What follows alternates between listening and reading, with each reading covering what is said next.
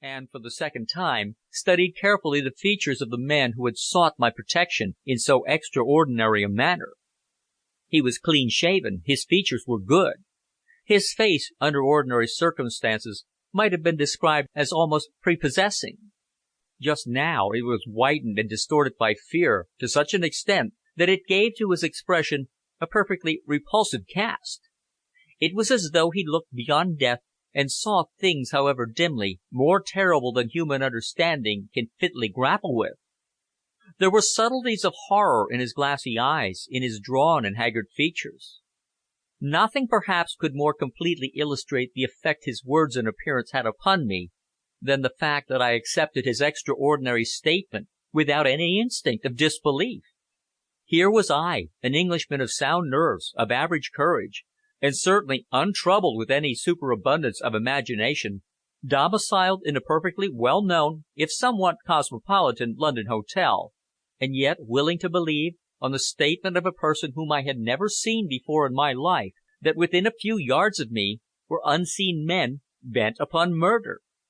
From outside I heard a warning chink of metal, and acting upon impulse, I stepped forward and slipped the bolt of my door. Immediately afterwards a key was softly inserted into the lock and turned. The door strained against the bolt from some invisible pressure. Then there came the sound of retreating footsteps. We heard the door of the next room opened and closed. A moment later the handle of the communicating door was tried. I had, however, bolted it before I commenced to undress.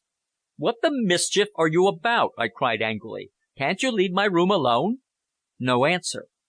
But the panels of the communicating door were bent inwards until it seemed as though they must burst. I crossed the room to where my portmanteau stood upon a luggage rack, and took from it a small revolver. When I stood up with it in my hand, the effect upon my visitor was almost magical. He caught at my wrist and wrested it from my fingers. He grasped it almost lovingly. "I can at least die now, like a man," he muttered. "Thank Heaven for this." I sat down again upon the bed. I looked at the pillow and the upturned coverlet doubtfully. They had obviously not been disturbed. I glanced at my watch. It was barely 2 o'clock. I had not even been to bed. I could not possibly be dreaming. The door was straining now, almost to bursting. I began to be annoyed. "What the devil are you doing there?" I called out. Again there was no answer, but a long crack had appeared on the panel. My companion was standing up watching it. He grasped the revolver as one accustomed to the use of such things. Once more I took note of him. I saw now that he was younger than I had imagined, and a trifle taller.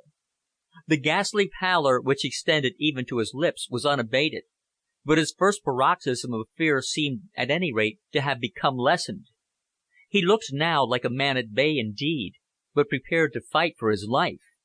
He had evidently been dressed for the evening, for his white tie was still hanging about his neck.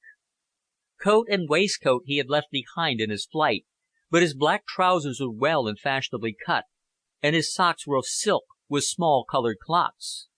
The fingers were white and delicate, and his nails well cared for. There was one thing more, the most noticeable of all perhaps. Although his face was the face of a young man, his hair was as white as snow. "Look here," I said to him, "can't you give me some explanation as to what all this means? You haven't been getting yourself into trouble, have you?" "Trouble?" he repeated vaguely, with his eyes fixed upon the door. "With the police," I explained. "No, these are not the police," he answered. "I don't mind a row particularly," I continued, "but I like to know something about it. What do these people want with you?" "My life," he answered grimly. "Why?" "I cannot tell you." A sudden and ridiculously obvious idea struck me for the first time. A small electric bell and telephone instrument were by the side of the bed.